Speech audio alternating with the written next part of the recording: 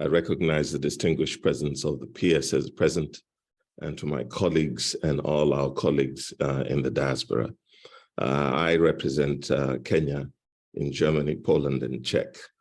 Looking at the objectives of the KDLFE, I think we need to work harder to sharpen the objectives and the benefits.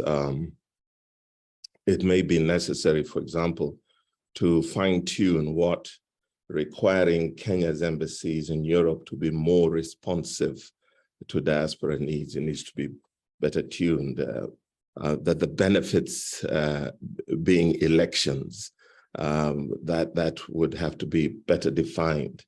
And that what we anticipate is an amazing grand special launch in the future. These are very important things, yes, but I think we need to fine tune and be quite deliberate about what the benefits are of membership. And I know this is work in progress, and it's an evolution. And I'm sure the leadership work hard at ensuring that what we want to achieve is commonly shared. So the second thing is that we also need to, how do we bite this? How do we eat this huge animal that is presented to us in Europe? How do we eat this cake? How do we carve it up?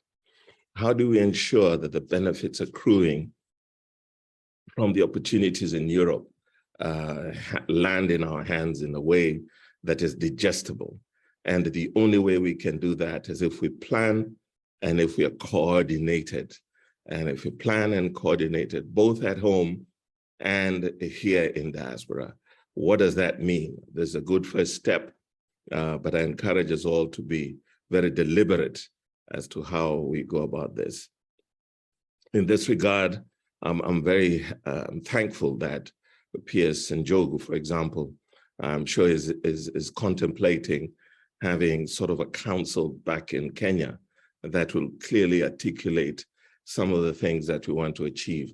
In my book, What is the Role of Diaspora in Delivering on the Climate Crisis? For example, on the climate conference that's coming up. How do we deliver on the jobs? How can we better coordinate our activities so that we are a sharp end of the stick to enable us to get this thing out of Europe?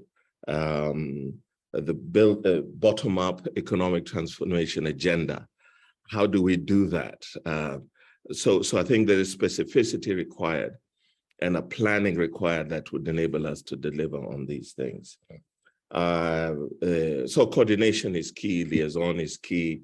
And I think my younger brother, Professor Bitange Ndemo, spoke about the place of lobbying. I served in the US for a bit, and I can confirm that if you engage in the legislatures, you can get your thing done very, very quickly and effectively. So for example, in Europe, or even in Germany, for example, if Simon Kirui and his network here is able to engage the respective lander and cause them to tweak the law in favor of certain things to our advantage, it gets done. I've seen the Rwandese doing it. I've seen the Indians doing it. So the law is very important. I also think that in coordination, P.S. Njogu, doing it under the aegis of a very strong, firm hand, where there are no games played, and that we're all connected in one body. I think if we do that, we'll be able to achieve. For example, now P.S. Njogu is going to be in our territory with this consular clinics. I think these are some of the small takeaways we can begin to celebrate. Lastly, since we've now had several of these VVIP visits, I think it's important for us to share across the board, how do we manage them? so there is not, we do not reinvent the wheel every time His Excellency the President passes round or a senior visitor.